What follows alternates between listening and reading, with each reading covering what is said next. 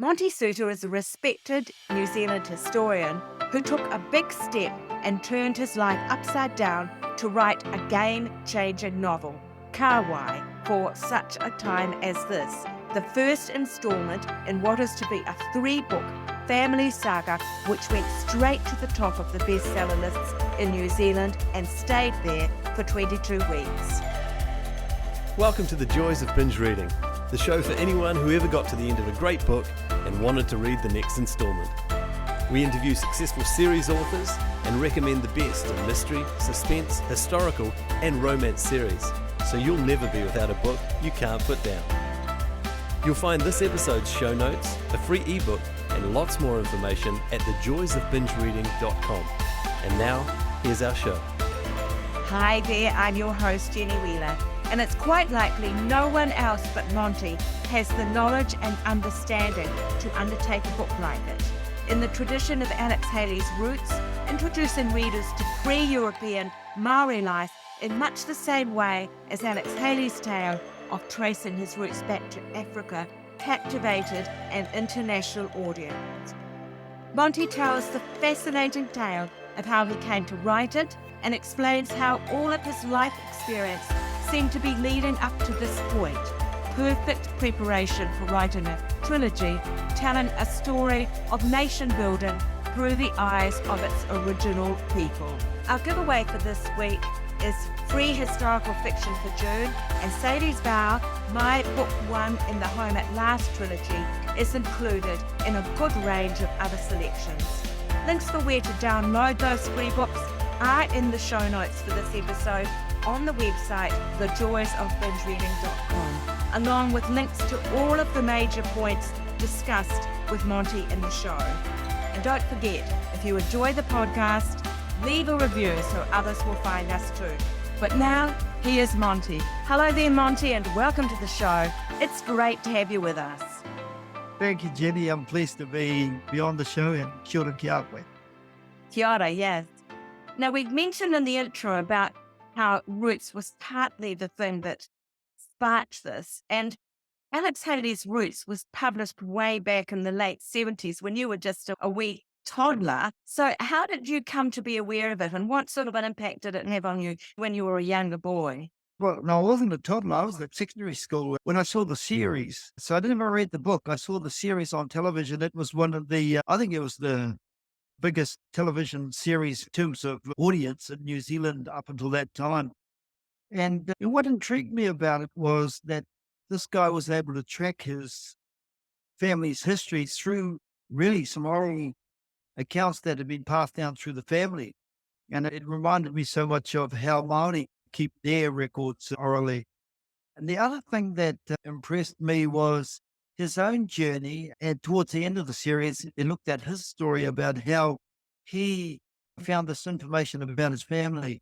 And it resonated with me because I was doing that at pretty much at the same time. As youngest, I was trying to find out more about my family history. And it almost like, in watching the program, it grabbed him in a way that he couldn't let it go. It's almost like he was meant to do this. And I had that same feeling. I don't know why I was interested in history, particularly Maori history, why in my family. And there was 7 in my family, brothers and sisters, but I was the one who had this passion to know who we were. And something had planted it in me. And that's what I found. And that's why Alex Haley's Roots resonated with me, and him particularly, and his journey. Great. So give us a picture of yourself at that stage.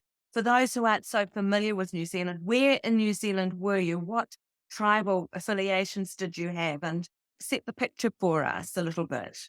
Yes, well, everybody thinks Maori are one group of people, and we're tribal. And there's slight differences between the tribes. Where you come from actually matters. And I come from, on my mother's side, the east coast of the North Island, from a tribe of people known as Ngāti Porou. And on my father's side, I come from Whakatane, from a tribe known as Ngāti Awa, who had 2 entirely different experiences of colonization. One, on my father's side, they lost all their land as a result of the wars fought in the 1860s. And that meant that their journey post the 1860s was a depressing one. and had huge psychological impacts on the people, I believe. But on my mother's side, we retained all our land, and we fought on the side of the New Zealand government or the British Crown. And so we had a much more favourable future as a result. I was at boarding school in the late 70s when a Catholic boarding school in Fielding at the time. We were born Anglicans, but we're pretty flexible at Maori people.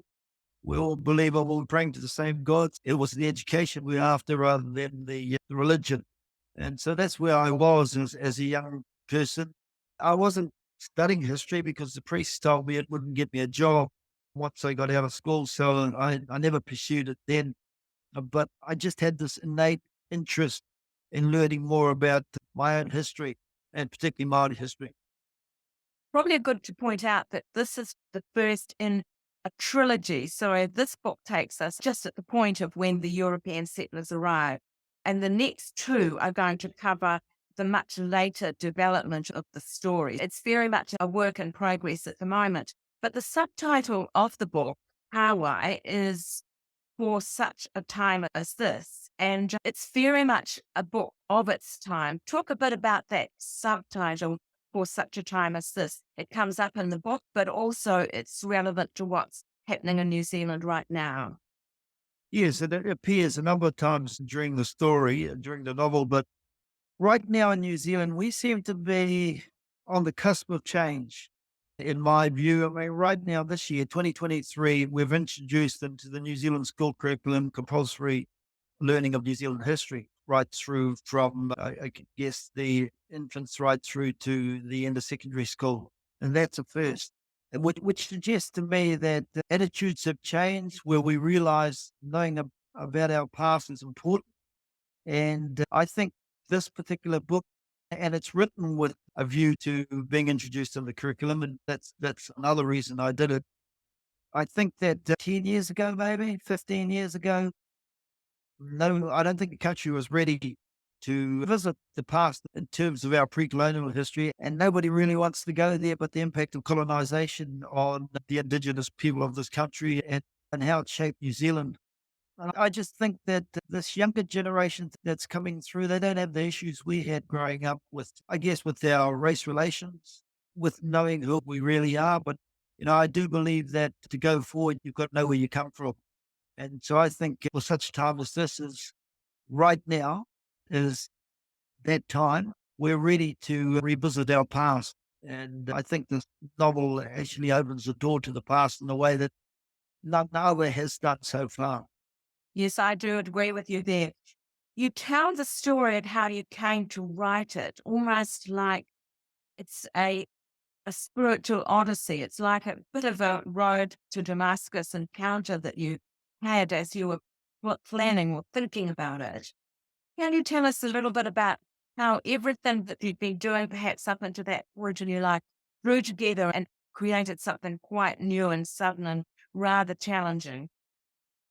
In 2019, I finished my most recent non-fiction book, which was a history of Māori participation in the First World War. And it's a huge book. It took me about 5 years to research and write. So I was pretty almost burned out after that and decided to go on holiday with my wife. And because I'd put so much time into that, I felt there was an opportunity to sit back and have a blow, really. And we were heading to Greece for 3 months to spend time with our friends. But before I left, I had this inkling that there's something I'm supposed to do next, and it's not nonfiction. And I was thinking about it. I thought, I think it might be I'm going to turn to fiction, largely because I felt that the audience through nonfiction is not as great as, well, the audience I was really interested in, that's young people. I felt that fiction was the way to reach them, but I just didn't quite know what I was going to write. And I was in bed with my wife at about 4:30 in the morning, if I remember right. And I guess because I was thinking about it, I was half asleep and I heard this voice. I didn't actually hear it, but this impression in my mind just said, get roots. And it was clear. And I woke up about an hour and a half later and I said to my wife, hey, we've got to get this book, Roots. And I knew what all it did was get roots, but somehow I knew and understood what that meant. It was to get the book roots and read it, which I'd never read. And as I was mentioning to you before, Jenny, the Roots series was well known to me from the 1970s. And my wife's heard me before say that I've heard things, and she knows enough about me to know that this is actually could be real. I wasn't sure, but we were heading back to Gisborne. And it was a Sunday in Auckland, so there's no bookshops open. And I said, well, the book's so old, you probably have to go to a secondhand bookshop or a rare bookshop. And so we're driving back to Gisborne, and we get to this little place called Pyador, which is a little town between Auckland and Gisborne, on a Sunday when you wouldn't expect anything to be open. And I was asleep, and she was driving, and she nudged me and she said, hey, look, there's a Red Cross book sale on the side of the road. And I looked up, and sure enough, and there was just these boxes of books there that were being sold, and on a Sunday. It was pretty amazing that there was one. So we stopped and we said, well, let's have a look. Who knows? That book Roots might be here. And they had them in alphabetical order in boxes, A to Z. And I walked straight to the box that had the R's, the books with R's, and they're all spined down. So you had to look at the spine to see what the title was. But in this particular box, there was one book sitting on top of all the others with the cover down, but it wasn't spined down. The book was sitting there like it was waiting for somebody. And I turned it over, and it was The Roots book by Alex Haley. And I looked at my wife, she looked at me. And so we knew then that whatever I had heard, whatever this impression voice was, meant something that I was supposed to do. So I took the book to Greece and I read it, that novel, Alex Haley's novel. And long story short, I came to the understanding in my mind that I'm supposed to write a novel like this that looks at because Roots is about 6 generations of a Black American family, and that starts from the ancestor being captured in Africa and brought to America. So I felt that I was to write a saga like that, which followed a number of generations of a Maori family in order to tell the history of this country in a way that it's never been told before. That's what I'd come up with. Now, I spent a bit of time in France after Greece, and we went to a resort where it was really quiet. And I know from past that if you block everything else out and you focus, you can start to hear things that you wouldn't have if you're busy with life. And so after a 7-day fast and a sort of retreat, which I'd learned from the Catholics when I was at boarding school, I started, even 5 days into it, I started to hear this impression again in my head. And I wrote down what I was being told. And there were 3 big things that I believed I had to do once I got back to New Zealand. One was to leave my job, and I worked for the government as an historian. 2, to sell my house, or our house, my wife and I. And I understood that was to give me some income to be able to write the series that I've started on. And the 3rd one was to write the series. So leave work, sell a book, write the series. And I'm that sort of person who's, if I hadn't seen the Roots book there sitting on that box, I might have had some doubts, but I believe that there was some sort of divine guidance that was leading me into doing this, that I was ready to do it. No questions asked. But I had to ask my wife, of course, because it was going to impact on her. And I can say that she wasn't keen immediately, but through some things that happened, I think she realized that this is something that has to be done and I'm meant to do it. And we came back to New Zealand and I followed that plan. And that's how I got into writing the Kawai series. Is she reassured that it is the right thing to do now that you've got one book out? Is she on board with it now? Yes, definitely. I mean, what happened with this first book, you can't put this down to me because I didn't have any experience in writing novels. I've never written fiction before. And the response that I've had to the book, she's seen it too. She was my greatest critic, actually, because she's read a lot of novels. And she used to say all the way through the drafting of it, this doesn't sound like a novel. this sounds like you, a historian writing nonfiction. And it used to grate at me, but I used to measure how good the book was based on the feedback she'd given to me. And just the things that have happened with this book and just how it's taken off. I know you can't put that down to me and my ability. That whatever this was that's guiding me, this is all meant to happen. And I have no doubt about that. And it has sold very well, hasn't it?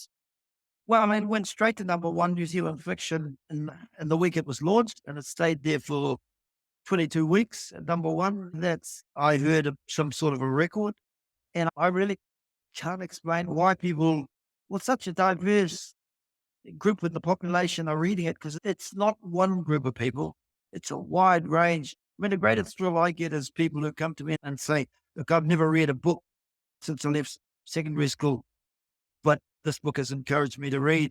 And I think that has to be put down that people do actually want to know something about the history of this country. Yeah, that's right. Now, the book does tackle some difficult subjects because Maori culture had its raw and brutal aspect.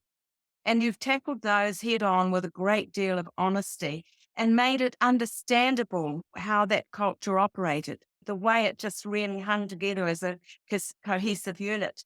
Tell us a bit about how you managed to get to that. And was it hard to front up to some of those issues? So, for those who don't know much about New Zealand, the Maori ancestors arrived here some 800 years ago from the Pacific and peopled the two islands. Well, there's more than two islands, but the two main islands. And as the population grew, in order to protect resources, there was a lot of fighting that went on. And in our history, there was cannibalism. So you ate your enemies.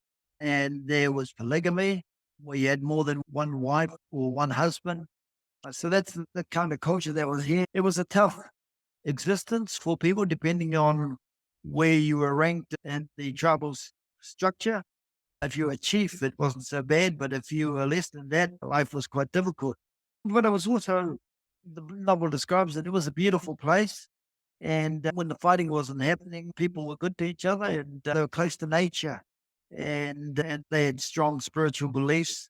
So that's the sort of environment that existed here in this country. And I basically start this novel in the 1700s, and we're right in that sort of environment. There are no non-Maori here. They were just our ancestors, and I tried to describe what it was like. The other thing about Maori people back then, you had to be careful what you said. It was easy to insult somebody. That you could say something that was taken the wrong way, and that would lead to sometimes the destruction of a whole tribe of people. And with all this fighting going on, if you attack one tribe, you can be assured that they were going to attack you back. If they weren't going to do it immediately because they didn't have the soldiers to do it or the warriors to do it, they would wait a generation, 2, 3 sometimes, but they would never let it lie. And so right up until the first Europeans arrived, it was a lot about balancing the books. We owe you for something you did to our ancestors 2 or 3 generations ago. And that's what I've really tried to do in the novel, to create that society so that it's believable and to get people to understand how important vengeance was to that society. Yes. So your main character, as a young boy, he witnesses a massacre where his father and a lot of his close relations die, and he just almost miraculously manages to escape from that scene.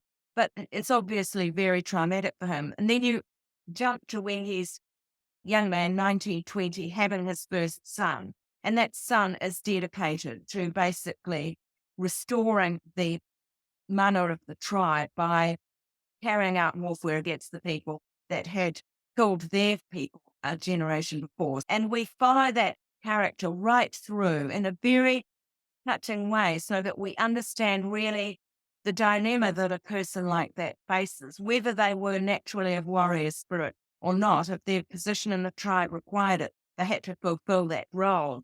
Now, I know that it's based on a lot of work you have done on your own genealogy, but you have not called the characters by the names of your family. Tell us a little bit about why you made that call. You've slightly clouded it so people can't just point and say, oh, yes, that's Monty's ancestors. you've made it a little bit more of a mystery. Tell us about why you made that choice. Yes, well, you described that really well. Chapter 2 is when he's born, the protagonist for this novel, and we really follow him from the womb to the tomb in the story. He's a flawed hero, and I guess what you come to understand in the novel is that if you train a person it, to be a warrior, to know nothing else, but that you get your way through killing. Once he had achieved his purpose in life by avenging his grandfather's death, well, he's got some problems because he only knows how to conduct life in one way. In terms of my own family, this is based on a true story. That's why it was so easy for me to tell. And people read the book and they see that you almost empathize with them, even though, he can be quite brutal at times. I absolutely agree. You leave it at a real cliffhanger at the end, and I'm still hoping that something good happens for him. Well, this child, even in the womb, he's dedicated to the task of avenging his grandfather's death. And he's got no choice. And that's the sad part about it, that he has no choice in life. He either has to do this or die. And that really was what it was like for a lot of our warrior leaders back in those days, male and female, that their lives were dedicated to causes that weren't of their making. And it helps to also to explain why Maori have long memories today. The tribunal process that I'll talk about later, the treaty settlement process, that people have not forgotten what happened to their ancestors 150 years ago. And they bring it up and it affects their lives even today. And think that the way I wrote it was the way I was told it. Of course, I've had to grow it and embellish it in places to make a really good story. But his story is how I heard it on the marae. I heard it from my own uncles, grand-uncles. To protect then the people, I changed their names, but in such a way that my own family will know who I'm talking about. For example, the prologue opens at a place called Nupe Pa. Now, if you try to find that pa on the East Coast, it doesn't exist. But if you turn it around to Pinu Pa, Nupe, Pinu, that's the pa everybody knows I come from. And I've done that with all the ancestors' names. I've left enough clues in there for my own people to know who I'm talking about, because I really want them to understand this is a true story. It involves our ancestors, but I don't want others to. And it doesn't really matter for others. It's not that important who these people are. But I was thinking too, I just didn't want people rocking up to our marae and to some of our places that I've written about after the book, because I knew the book was going to take off. And that's happened before with other books and films that have been made about places on the East Coast. So I was conscious of that. The other reason I changed the names too, I was wanting to protect myself. So that, because there's the enemy tribes I talk about, if they come knocking on the door and say, hey, you're talking about us, I'll be able to say, no, I'm not. Where does it say your tribal name in there? Yes, that's very good thinking. Yeah, that's amazing. You end the book, as I mentioned, on a real cliffhanger. It's a great way to do it, actually. But that does mean that we're left really hanging to know what the next book, where it's going to begin and when we're going to be able to read it. How are you going with the process of writing a trilogy? The second book, well, I wrote the whole plan out, the structure for it, what's to happen in each chapter. I've written about a third of it now.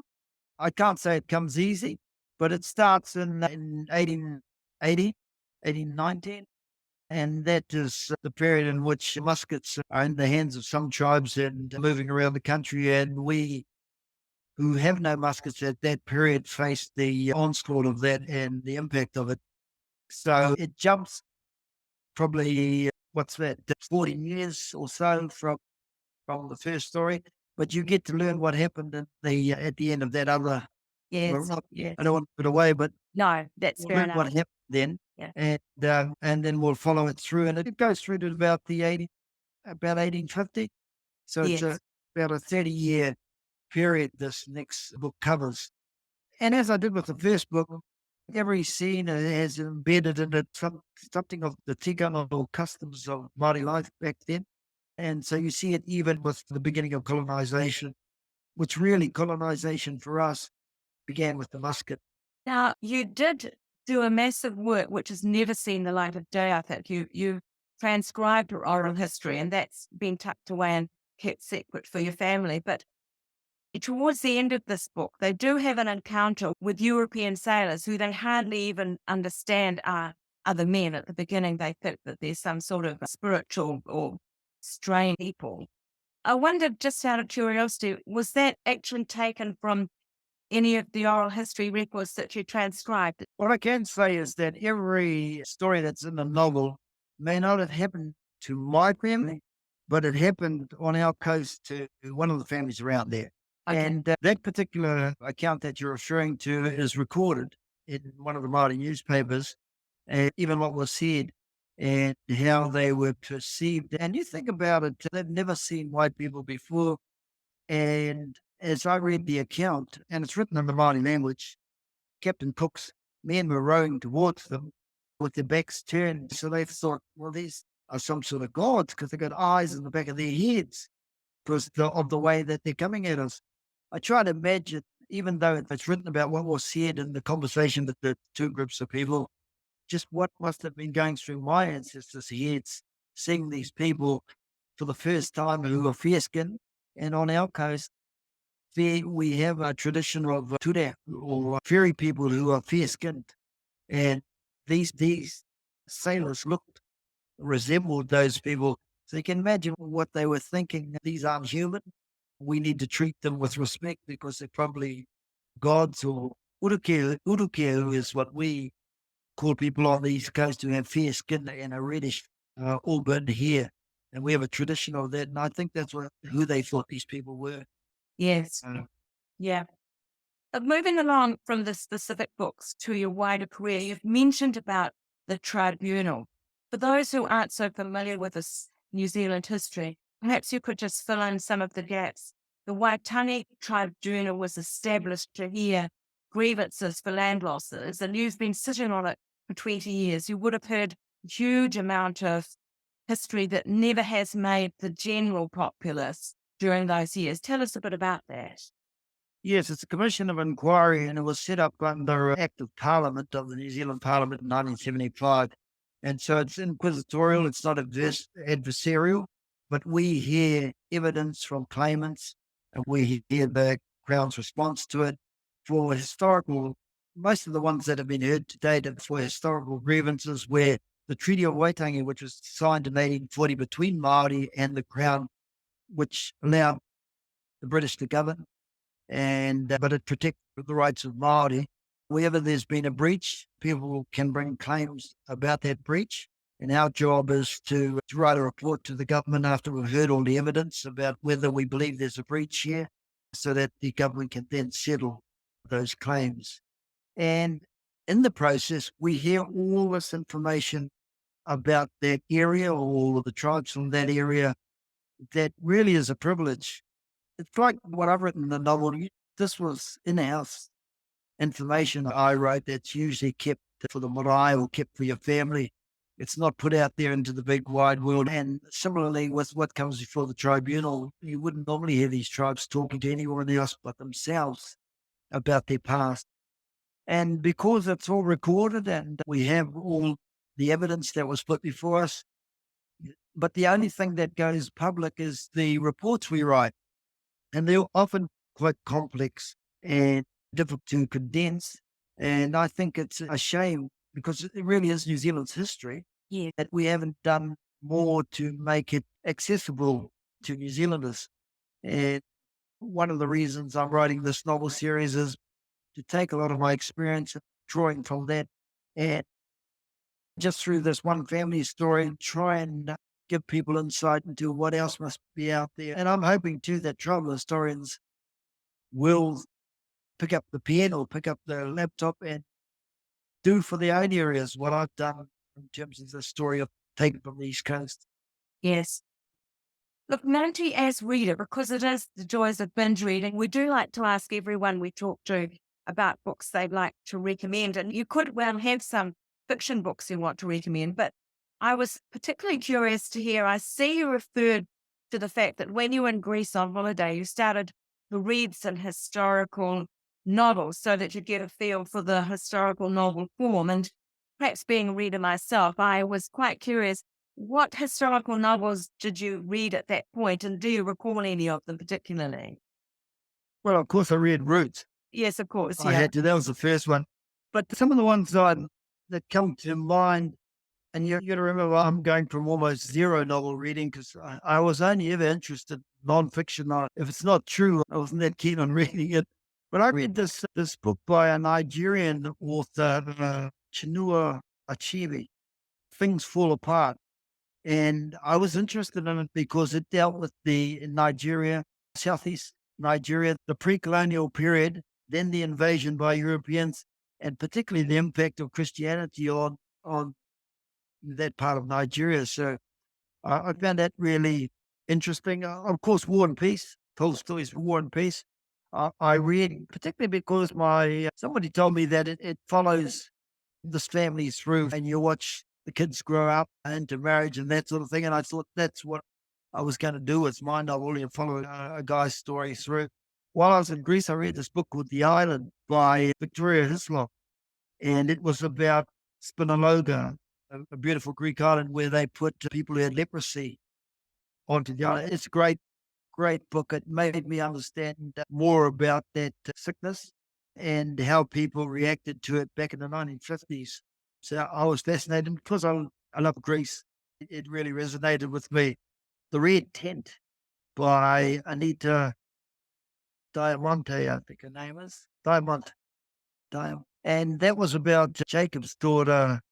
What was her name? Not Rachel, Dinah, who has got a little mention in the Bible, but she takes the story of Dinah and imagines what it must have been like for this daughter. Remember, Jacob had 12 sons, and follows through what happened to her because she was taken by a king of another tribe. And I like that one because my wife recommended it to me, by the way. She had read it, and because I had to get my head into the minds of women, particularly in terms of a love affair. And in my novel, the protagonist, he meets the love of his life at a very young age. And so I wanted to try and understand how this young woman, her experiences. Yeah, and then there was Wolf Hall, which looked at Thomas Cromwell's rise to power in King Henry VIII's court. Again, I wanted to follow through because I knew my novel was the story of someone's life and how they rise to power. And that's another reason I read that. It was recommended to me. And The Luminaries by Eleanor Catton back here in New Zealand, because it had a Maori character in there and it was based in New Zealand. I wanted to learn from that. And I read Patricia Trace's too, which is a Maori who goes off to war, because in book 3, I haven't planned book 3 yet, is probably going to touch on a character like that.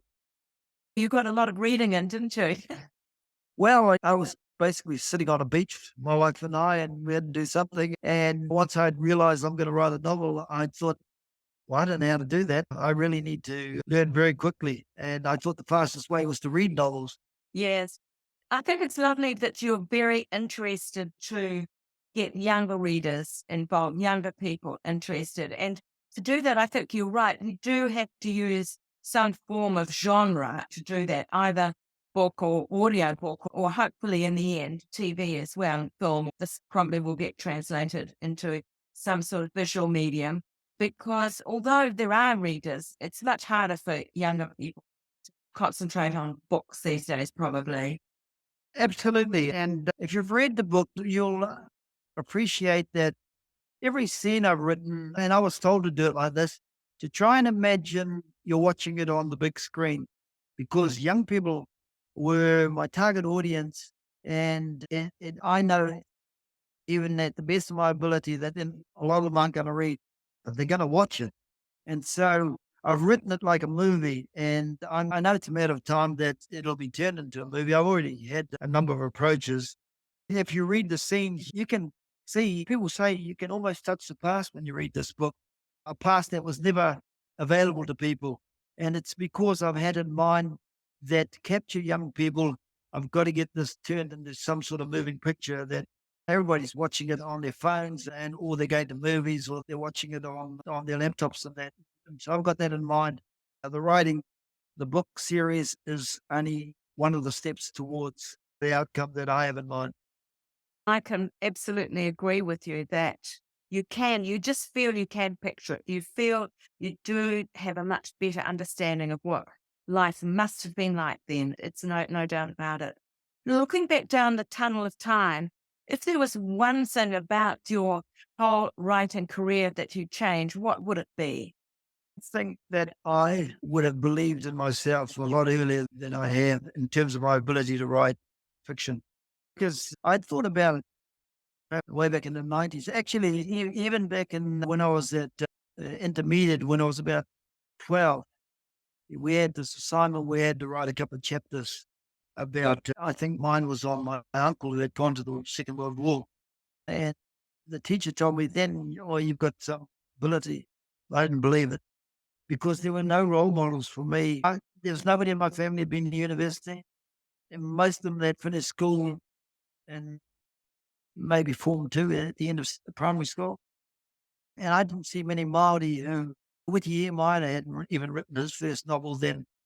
There just was nothing that showed me that, well, there's space for Maori in this, in fiction. So that's what, yeah, on reflection, I would like to have changed if I could have, and I probably would have written a lot more by now and at a much younger age. If there was one thing to which you'd attribute your success, Monty, in your writing, what would it be? What I attribute my success to, honestly, I've got a strong faith. And I know that this is God that's really doing this. I don't doubt it. I've had enough experience. I know where that voice came from. I know that I say in the back of my book that you speak to God through prayer and he speaks to you through intuition. And I know the success of this book and the whole series is totally due to him, not me. And I always make that point to people who might understand what I'm talking about. You still are doing your work on the Waitangi Tribunal. Give us an idea of what your working day looks like now and how you factor in all the things, demands you've got on your time. Remember, I left my full-time employment. My only distraction is the tribunal, which calls me up. We have a hearing about a week every 2 months. But in order to prepare for that week's hearing, you're probably going to read for at least a week and a half. So every second month, I'm losing half that month to prepare and going to hearings. Other than that, though, I would be writing or reading anything that is working towards the goal of getting the second book out. But there are distractions. So we're about to have our first grandchild in a couple of weeks. We were hit by Cyclone Gabrielle earlier this year. My father died about a month ago. So it's almost as if with the second book, there's something trying to stop me writing it. Sometimes I feel like that. But maybe in listening to my story, you realize that I'm a determined person. If I set my mind on something, I will make it happen. Come hell or high water. And in terms of this year, I expect to have completed this second book around November. And then we'll go into the stages with the editor of refining it for publication next year. Right. Do you have an overall title for the series? Yeah, the series is Kawai. Kawai, yeah. Yeah, and each book has got a different name. And this one, the first one was just for such a time as this. The second one has already got its subtitle. It's The Tree of Nourishment. But Kawai will be the name that runs right through. Kawai in Maori means something like roots. It means lineage or your family line. Oh, fantastic. Yeah. It's the tree of nourishment. Yes, yes. And I won't give away what that's all about. No, that's fair enough. Tell us, for international readers, where can they get copies of this book if they're interested in it? Is it available internationally? Yes, well, the easiest way to get it internationally is through Fishpond. If you Google Kawai on Fishpond and my name, you'll get it, and they ship it everywhere. And if you're in Australia, Booktopia is probably the most efficient way to get it, or John Reed Books. That's our distributor over there. I understand it's available as an ebook on Amazon through Kindle. And It is coming as an audio book. I just can't tell you what date, but we are working on that because a lot of people here in New Zealand have requested it as an audio book because of the Maori in there, particularly because to hear how it's pronounced. And a lot of people in this country are now learning the Maori language, so that would benefit them. It does give quite a bit of Maori language, and that's important because it helps you to really get integrated into the world. But you've got a full glossary at the back so that if people are feeling a little bit lost with the language, it's all there in the back, isn't it? Yes, the glossary is there, but every sentence where they might speak in Maori has got a translation following straight after it. A lot of people will just want to get to the English, will skip the Maori.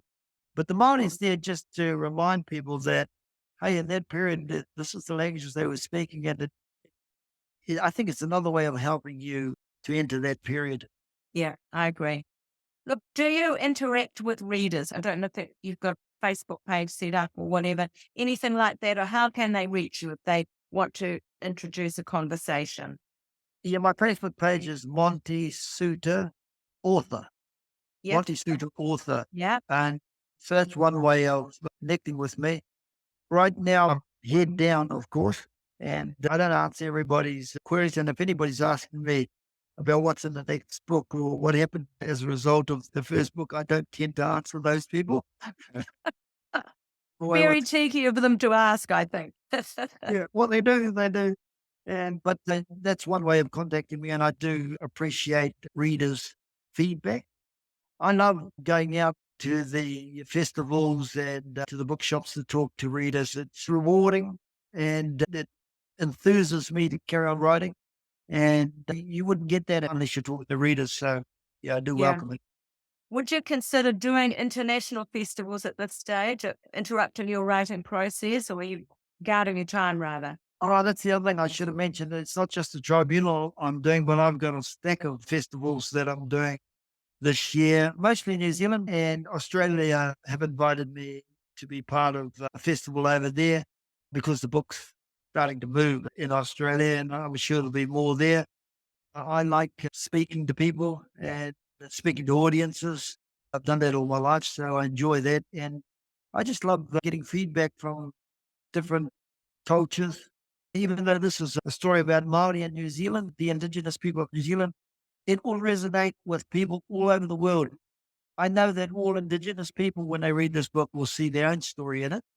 But I also know, too, that in the same way that New Zealand is on the cusp of change, I feel lots of other countries around the world are wanting to know more about how indigenous people perceive the world, because we've done so much damage to the world.